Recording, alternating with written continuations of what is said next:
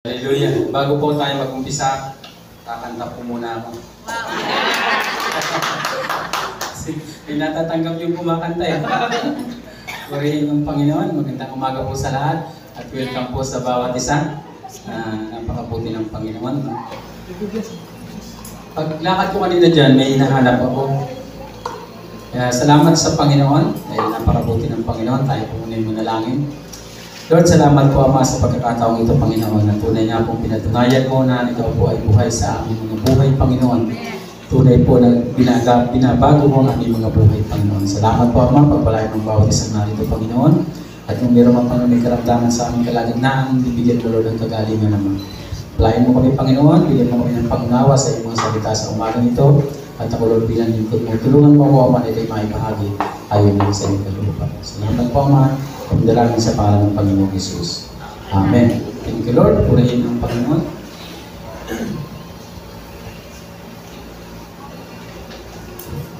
Hallelujah. Purihin ang Panginoon sa buhay natin. Talagang napakabuti ng Panginoon. Yung ating mga pag-aaralan ngayon,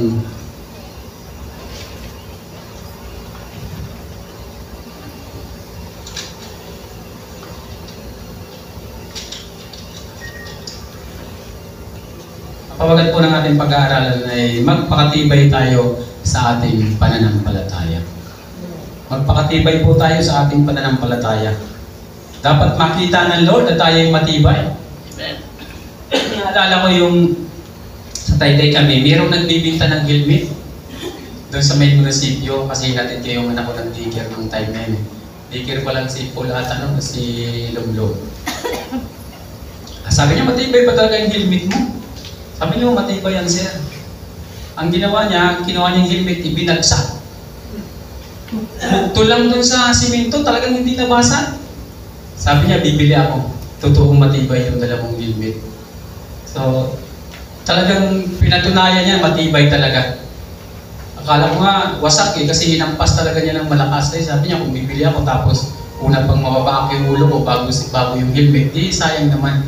At bumili siya ng 2 piraso. Nagulat din yung nagtitinda eh, parang nakatalon siya palayo doon sa tao na kumuha ng helmet niya.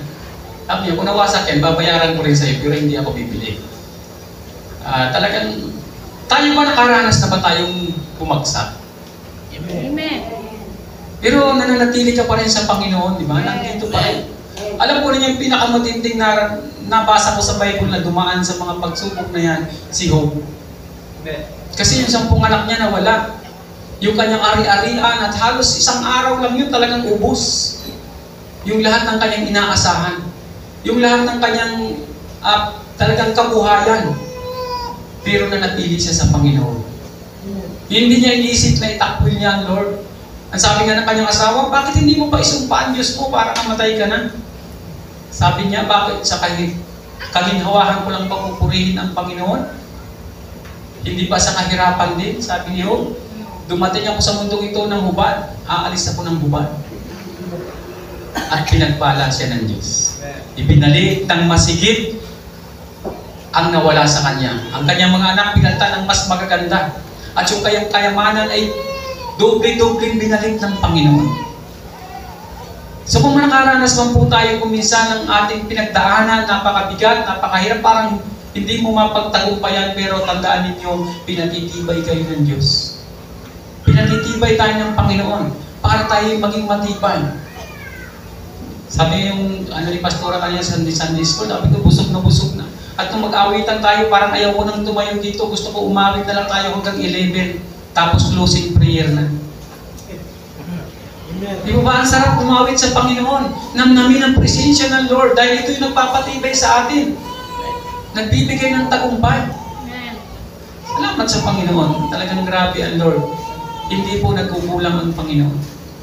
Kahit na medyo ikaw ay medyo social ka, pag nasa Panginoon ka, binibibi ka pa rin. Kumbaga, inaano ka pa rin yan para maging matibay ka.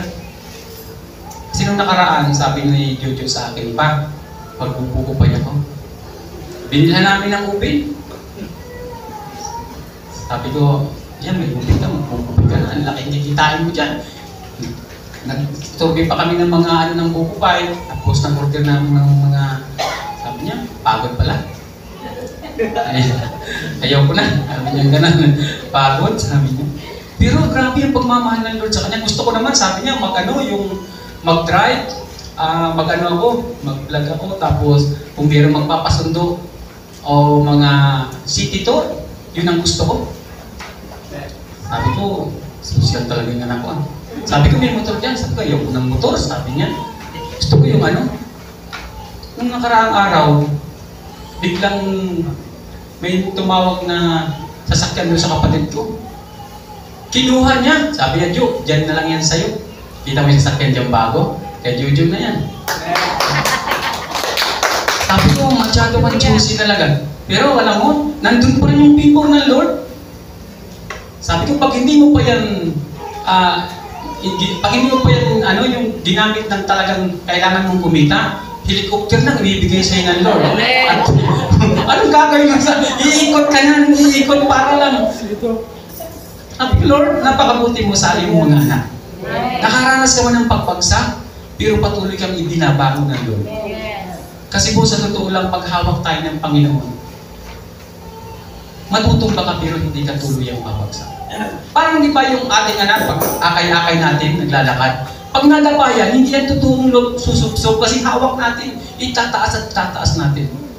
Lagi niyong tatandaan na sa isang lugar na mayroong paguluhan, walang ibang dadamputin ng kanyang ama, kundi ang kanyang anak. Kaya sa atin po na mayroong pagtitiwala sa Diyos, tandaan ninyo ang Panginoon ay laging nandyan para tayo ay gabayan. Kahit medyo maarte kang kaunti, naunawaan niya ng Lord. Alam mo kung minsan, yung iyong pagpapahinga, yung iyong panghihina, naunawaan ng Panginoon. Ang hindi niya maunawaan kung titigil ka sa paglilingkod sa Kanya. Naunawaan ng Lord, napapagod din tayo. Nung nakaraan, yung tema natin? Pagod ka na ba? Pagod ka na ba? Naunawaan ng Lord, minsan napapagod tayo, pero ang hindi niya maunawaan pag tayo ay tumigil na. Kasi hindi na niya magagawa yung gusto niya para sa'yo. Kung si Job ay tumigil, at ibinigay na niya, sumurrender na siya, wala po tayong panghahawakan na matibay, na patuloy na pinagpapala ng Diyos ang nagtitiwala sa Kanya. Kaya sa buhay po natin, ano man yung pinagdaanan natin, bumagsak ka man, patuloy po tayong magtiwala sa Lord. Yeah. Maging matibay po tayo sa ating pananampalataya sa Panginoon. Dahil yun po ang gusto ng Diyos, maging matibay po tayo. Wala pong tao na matibay kung hindi po ang Diyos ang alalay. Tanging Diyos lang po. Ayan, sabi po sa 1 Corinthians chapter 16 verse 13, ang sabi po dyan, maging handa kayo at magpakatatag sa inyong pananampalataya. Maging matapang kayo at magpakatibay. Ito yung gusto ng Panginoon sa atin, kaya po tayo minsan may pinagdadaanan. Diba yung ginto, bago nagiging ginto yan, may rami pong pinagdadaanan yan. Dinadaan sa apoy, dinadarang niya para matanggal yung mga hindi ginto, yung mga dumi, matanggal. Tayo po, inaayos din tayo ng Panginoon. Parang yung isang upuan, nakakita na kayo ng, dati meron kami yung upuang bambu, yung kawayan, natin ng kalajujo eh. Bago yung nagiging isang magandang upuan, puputulin muna yan. Pagkatapos putulin, kakayasan. Tapos i-bluto niyan yung susunugin. At pag na-form na siya ng magandang higaan, nagagamit siya na pahingahan. Ang ganda na, pag umupo ka talagang ang sarap ng pakiramdam mo. Bago po tayo maging kagamit-gamit sa Diyos, inaayos din po muna tayo. Alam mo naman gamitin ka agad, mag-share ka tapos pagkatapos mo mag-share, iba na yung sinasabi mo. Hindi po pwedeng ganon. Ayusin ka muna ng Panginoon. Gagawin ka muna ng Panginoon matibay. Baka yung sinasabi mo, yun din mismo ang sisira sa iyo pag hindi ka maging matibay sa Panginoon. Kaya ang gusto po ng Panginoon tayo ay maging matibay. Kung may pagbagsak man tayong pinagdaanan, ang Diyos po ang magbabangon sa atin. At hindi siya papayag na tayo ay mananatili doon. Alam po ninyo ang matitibay na tao. Pag nagtanong kayo doon sa mga taong yumaman, sasabihin nila, ang dami namin pinagdaanan. Bago kami nagyaman. Diba yan, sino ba yung sabi yung nag-aayos ng magsasapatos? Sa SM ba yan? SM ba yung ano? Ba yung maraming pinagdaanan? Hindi naman agad-agad yan, mayaman sila.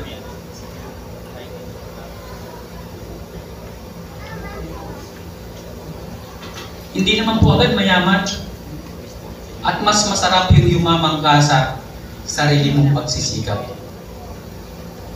Napakabuti po ng Panginoon. Sabi nga ng lolo ko, hindi ko malimutan, Apo, ang pinakamalaking puno ay yung nagmula sa buto. Yung itinanim na buhay mula sa buto. Kisa rin sa idinugtong lang, yung, di ba meron ano? Maliit lang, namumunga na, pero maliit. Hindi siya lumalaki at hindi tumatagal. Pero yung mula sa buto, lumalaki ng tutok at maraming nakikinabang sa kanya. At pag nagbunga, maraming bunga. Tayo po nagmula sa buto. Kaya alam ko, tayo lahat ay magiging matitibay sa paglilingkod sa Panginoon. At ang sabi po sa 14, sabi po sa verse 14, at ang lahat ng ginagawa ninyo ay gawin ninyong ng may pagmamahal. Dapat po kasama yan sa di ba pag tayo ay tatrabaho sa isang company, pag ang ating pagtatrabaho ay mayroong pagmamahal, wala man yung may-ari, ganun pa rin yung galaw mo. Ganun pa rin yung oras mo, hindi mo sinasayang. Nandun pa rin yung pag-iingat mo, na talagang ibibigay mo ng the best, yung pagkagawa, yung pagtatrabaho. At yun po ang gusto ng Panginoon sa atin. Na maging tayo po ay kahit wala ang Diyos, dapat namumuhay tayo ayon sa kalooban ng Panginoon. Sabi ko sa buhay ko, Lord, kasi ako ay galing sa putikan. Kung sa isang ginto, talagang nababad ako sa putik pa ako kinuha ng Panginoon. Kaya kung meron man akong dapat ipagmalaki, ang ipagmamalaki ko ay ang kabutihan ng Diyos sa buhay. Kasi sa buhay ko ay wala akong pwedeng ipagmalaki dahil ako ay pasura.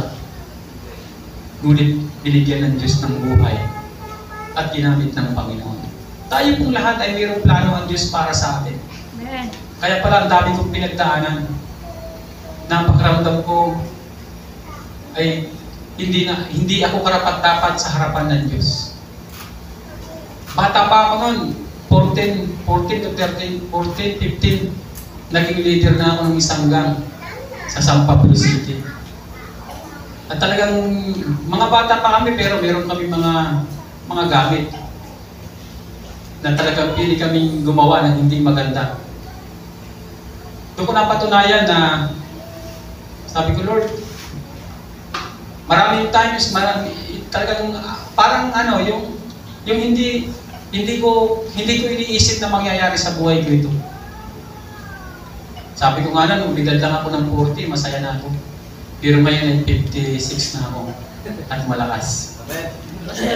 Siguro kung wala ako sa Panginoon, talagang hindi ako makakaabot ng 40. Maaaring patay na ako. Salamat sa Panginoon. Sabi ko nga, kung sasalaysay ko, pinipinto ko ang buhay ko, baka bukas hindi na ninyo ako batiin.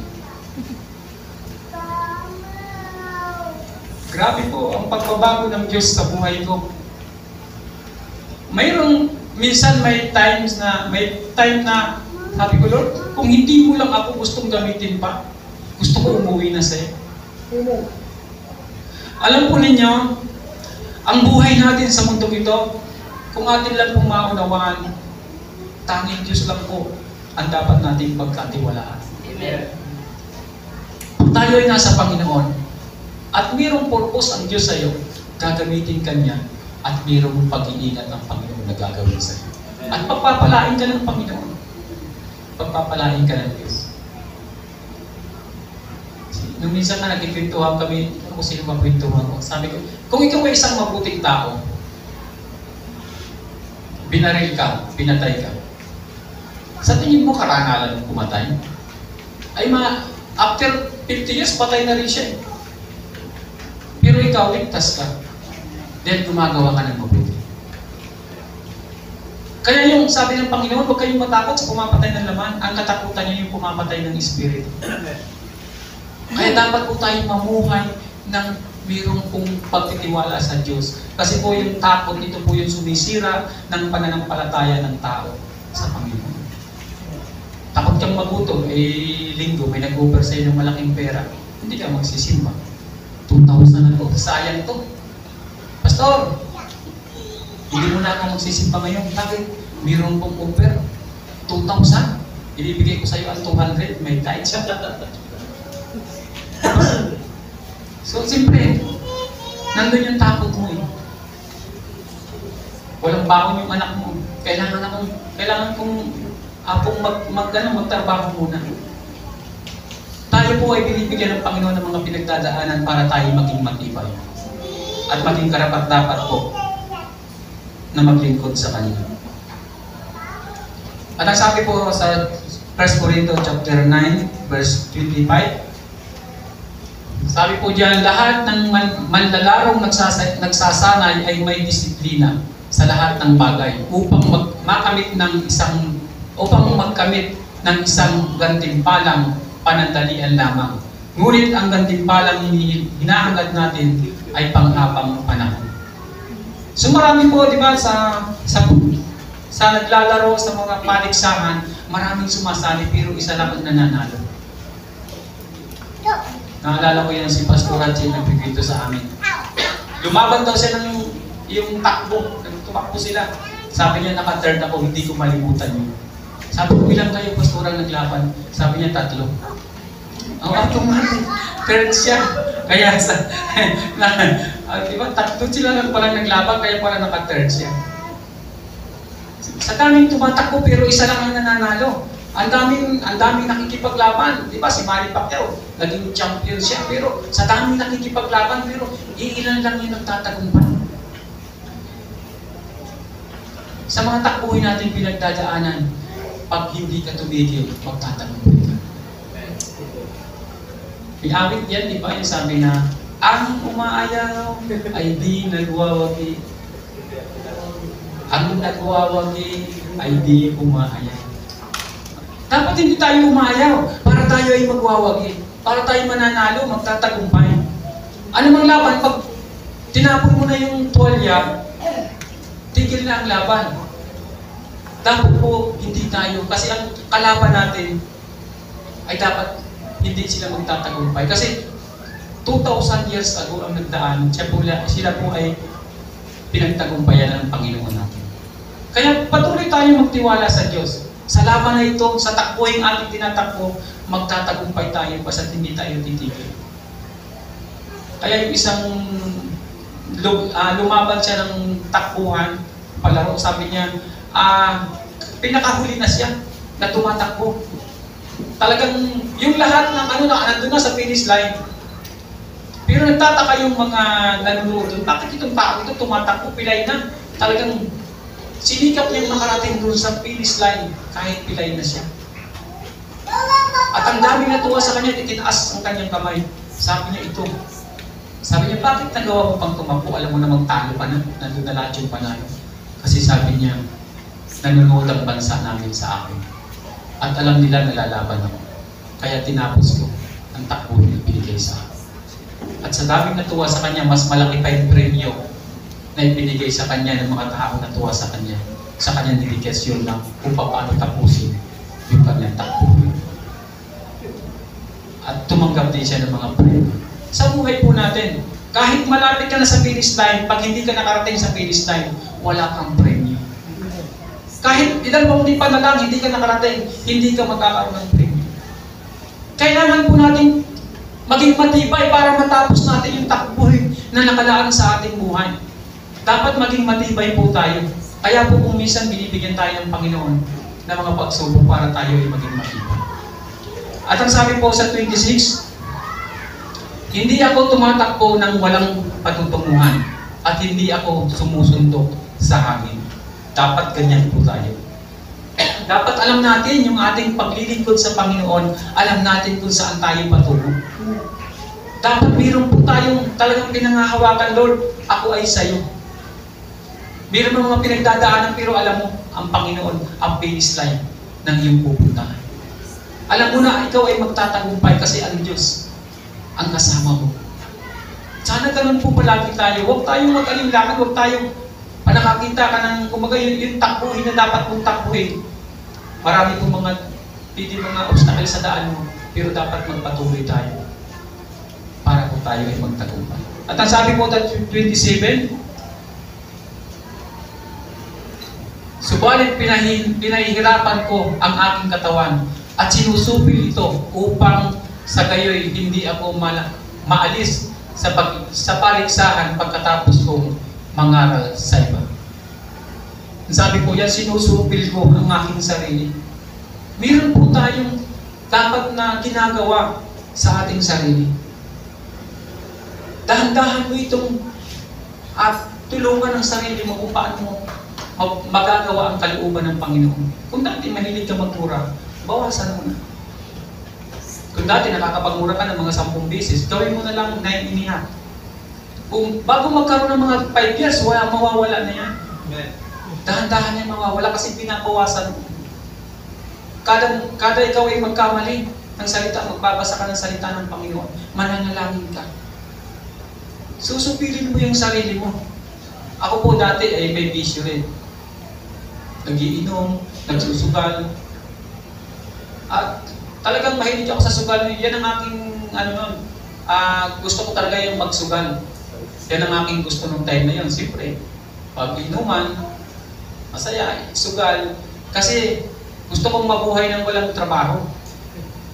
Kaya pagdating sa sabungan, nakakaranas kami niyan ng yung manok mo, pupusta yung marami, tapos magaling yung manok mo, tapos yung manok mo matatalo kasi may mga pamamaraan yan sila na ginagawa kahit sa pagtari. Ang pusta ko sa kabila, panalo yung tali yung manok mo pero panalo ka sa pera. May mga ganyan pong nangyayari. Talagang ginagawa yan. Pag ilalaban yung manok niya ngayon, kasi alam ng kaibigan niya magaling yung manok niya. Binibitinan niya ng bato, magdamag. Kaya yung manok, pag araw, pag oras na ng laban, ayaw nang pumalo kasi ang sakit ng mga talo. Talo siya. Pero ang laki ng panalo niya kasi mayroon siyang kakontak sa ibang bayan na pupunta raw dadayo. Pero ang pusta ay doon sa kabila. Yung siyempre, matagaroon kasama niya, pusta sa manok niya. Panalo siya, laki ng pera niya, naging mayaman siya dahil sa panluloko niya. Marami pong pwedeng pagkapirahan, pagdating lang sa kapirahan. Ang sabi niya, pag wala ka sa Panginoon, pero yung bandang huli, yun din ang kinamatay niya. Binaril sa kaibigan niya kasi nalaman yung kanyang ginagawa. Nagkapirang siya pero wala din nangyari. Napahamak din siya. Kasi walang gawang masama na magbubunga ng mabuti.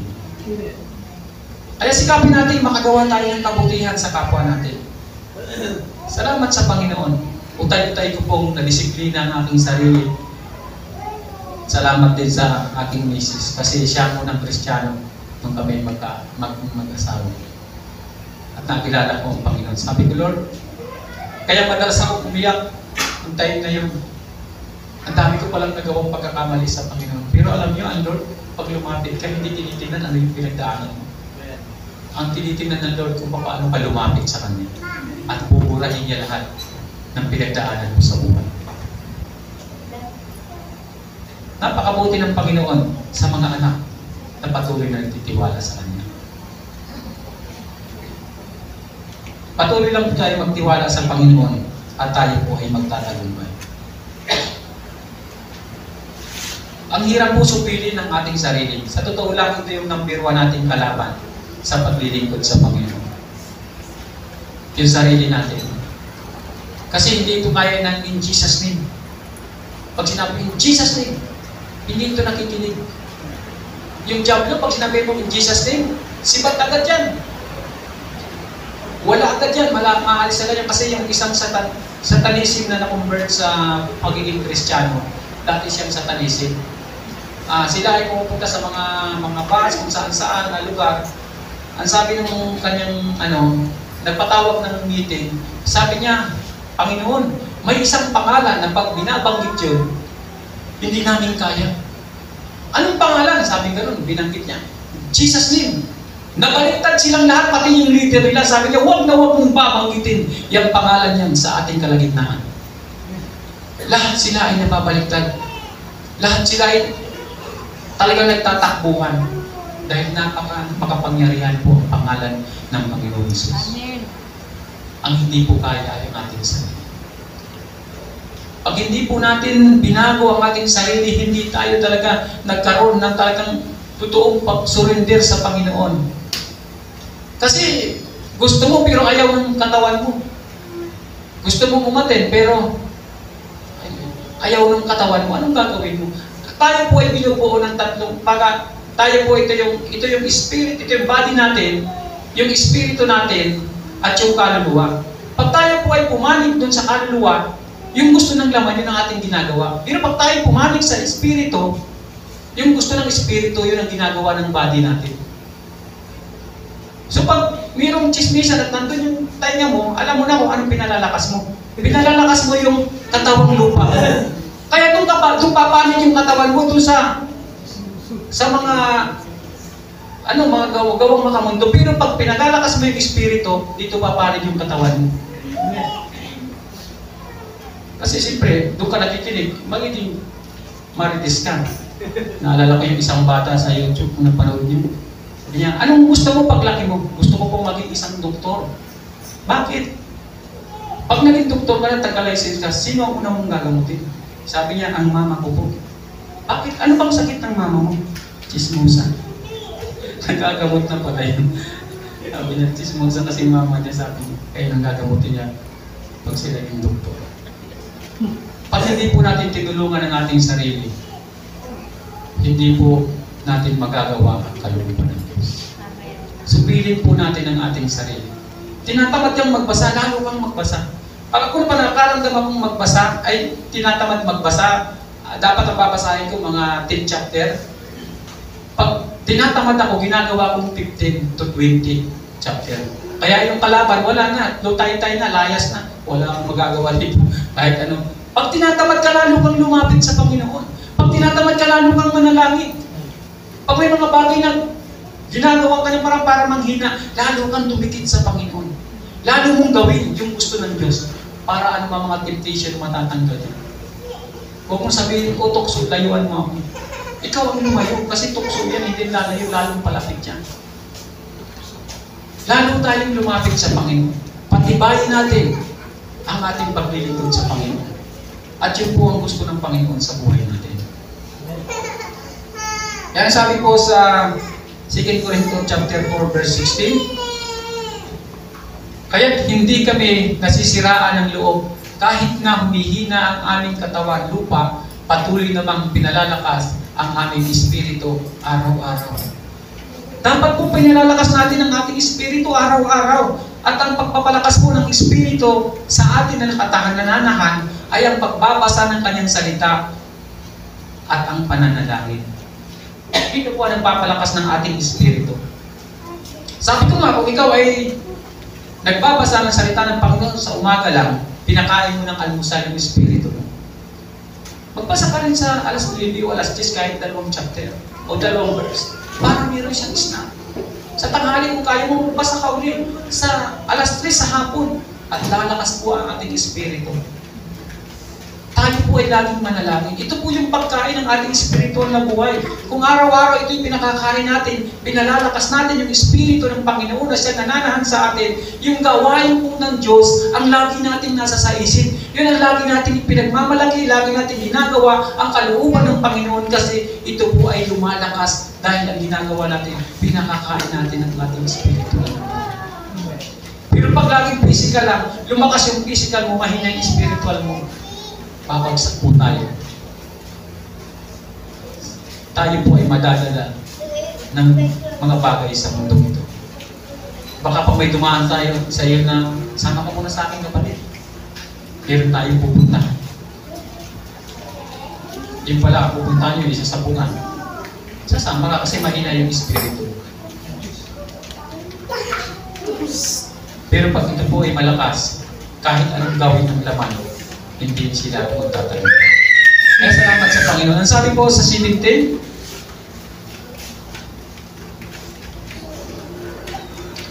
ang bahagya at panandalian kapighati ang dinaranas namin ngayon ay magbubunga ng kangalakan walang hanggan at walang katulad. Dapat po yan ang ating nasa puso't isip. na sa ating ginagawa kayo, yan po ang reward ng Diyos sa atin.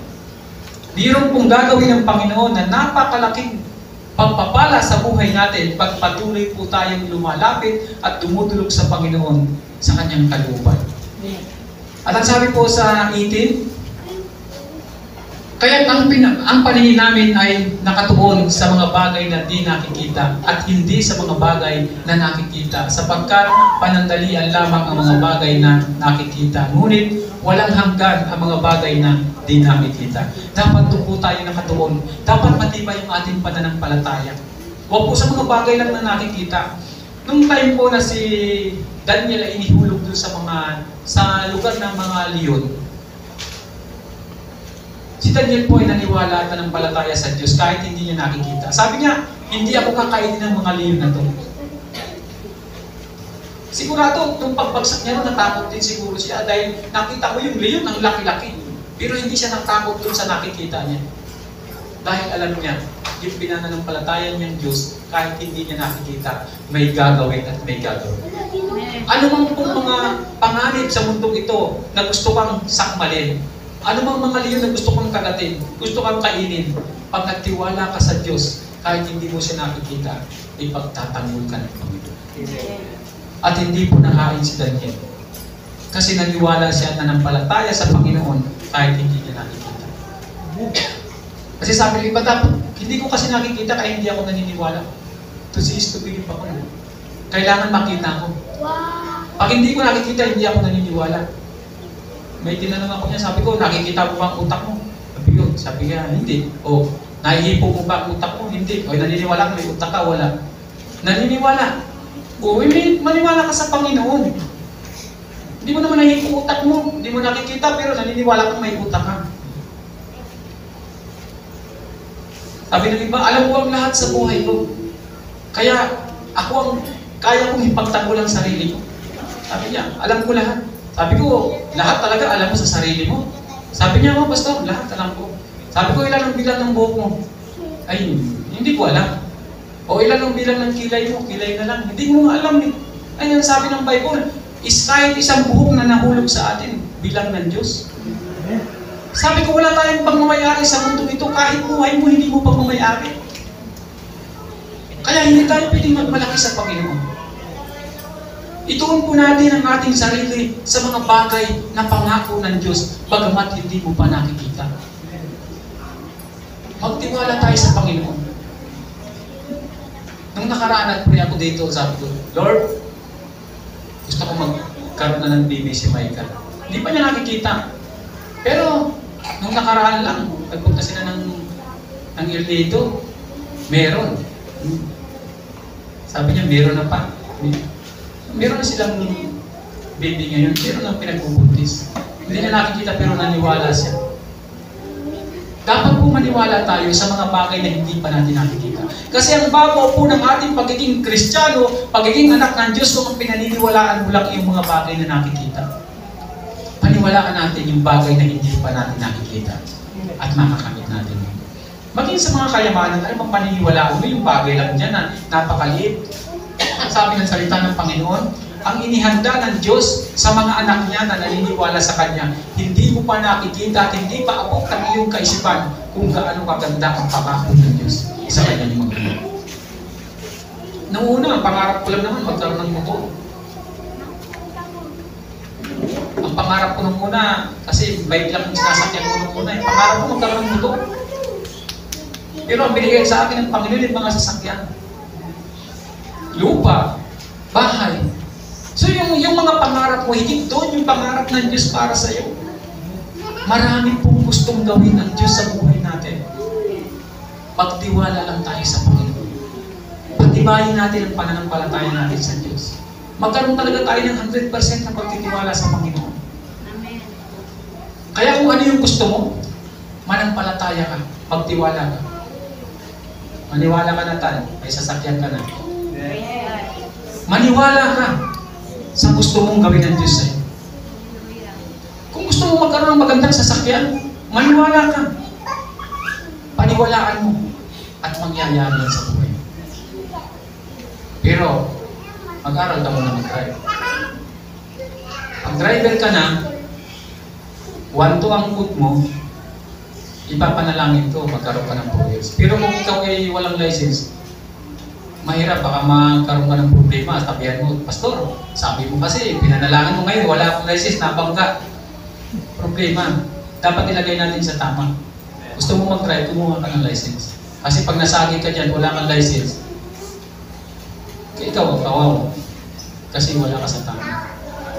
Gawin natin tama ang ating pamumuhay. Maging tama para magkaroon po tayo ng kasiyahan sa paglilingkod sa Panginoon. Ang pagpapala po ng Diyos ay binibigay niya sa mga anak niya na nagtitiwala at patuloy na umaasa sa Kanya.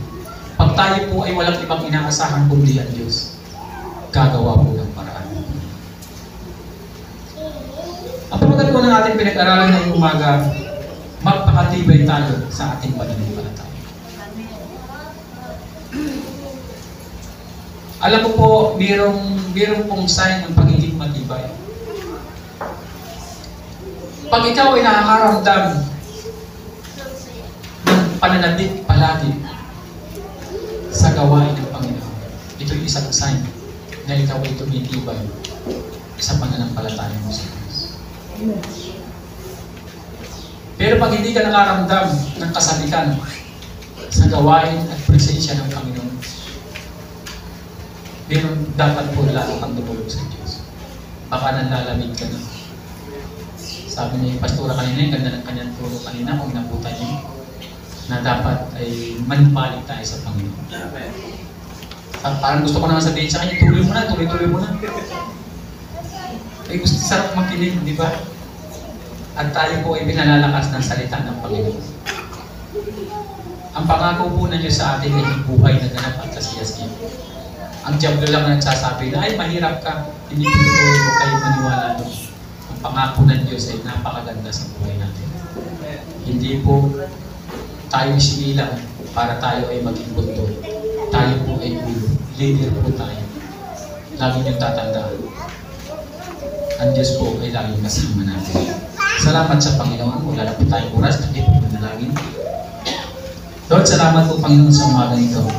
Pagpalain mo iyong mga anak, Panginoon, dalangin ko, Lord, na ang aming pong pinag-aralan ay magkaroon po ito ng tuwang sa puso ng bawat isa, Panginoon. Maging matibay po ang pananampalataya ng bawat pamilya na narito, Panginoon. At pagpalain mo ang bawat isa, Panginoon. Ito ang dalangin sa pangalan ng Panginoon Jesus. Amen. Thank you.